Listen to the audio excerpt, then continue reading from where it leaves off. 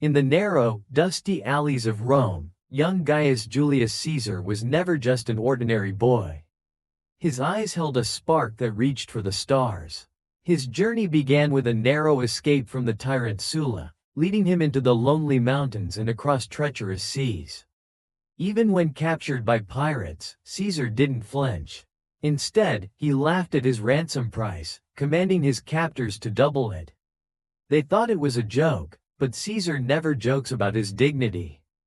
He returned by night with his own fleet, turning the tide and proving to the world that he was no easy prey. That was his first step in learning that fear is only for those without a will. Thus, ambition was born in the heart of a youth who would change the face of history forever. Caesar returned to Rome, not with a sword this time, but with words that set hearts on fire. He knew the path to power was paved with the love of the people, so he shared bread and hope in every street. With a sharp mind, he wove a secret alliance with Rome's titans, Pompey and Crassus, forming an invincible trio. But Caesar's heart always yearned for what lay beyond the city walls. He bid his daughter Julia a tearful farewell and donned his brass armor for the first time. Heading toward the mysterious north, toward Gaul. There, amidst the snow and the maps, the leader began to discover his genius. The world started to hear the clatter of an army that wouldn't stop until history itself knelt at their feet.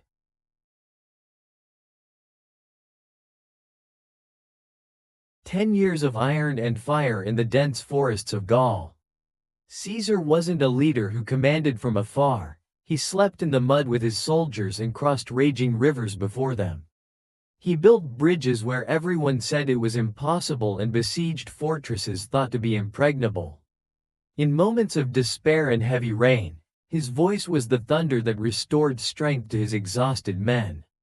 But while he conquered Vercingetorix and brought the tribes to their knees, Rome was betraying him in the shadows. A treacherous letter from the Senate ordered him back as a disgraced citizen. Caesar stood on the bank of the small Rubicon River, hesitation clouding his heart for a few seconds, before deciding that going back was no longer an option. The die is cast. With a single word, Caesar crossed the Rubicon and shattered the sacred laws of Rome. It wasn't just a civil war, it was a clash between a master and his pupil, between Caesar and his old friend, Pompey. Panic gripped the Senate, and Rome's walls shook under the feet of Caesar's loyal legions. He chased his rival across seas and deserts, from the plains of Pharsalus to the sands of Egypt. There, in a tragic moment, Caesar was presented with the head of Pompey.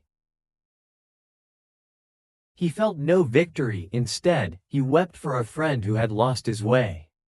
Caesar was now the sole master of the world, but the price was heavy, and the loneliness of the summit began to creep into his soul. In the land of the pyramids, Caesar found a magic he had never known. Out of a rolled-up rug stepped Queen Cleopatra, enchanting him with a brilliance and ambition that mirrored his own. Together, they fought wars along the Nile and sat under the glow of the Pharos lighthouse, dreaming of an empire that united East and West. But duty was always calling. Like a bolt of lightning, Caesar flew to Asia to end an uprising in mere days, sending his immortal message, "I came, I saw, I conquered." He returned to Rome in a triumph the world had never seen, 4 celebrations at once, gold gleaming under the sun. Caesar had reached the peak of glory, he had become a god in the eyes of his people. Absolute power is a golden trap. Caesar became dictator for life, draped in purple and crowned with laurel, but shadows were closing in. He ignored the soothsayer's warnings, he ignored the tears of his wife Calpurnia, and he walked toward his fate on the Ides of March. Inside the Senate, he found no debate, only treacherous daggers. In the middle of the chaos, he saw the face of the one he loved like a son.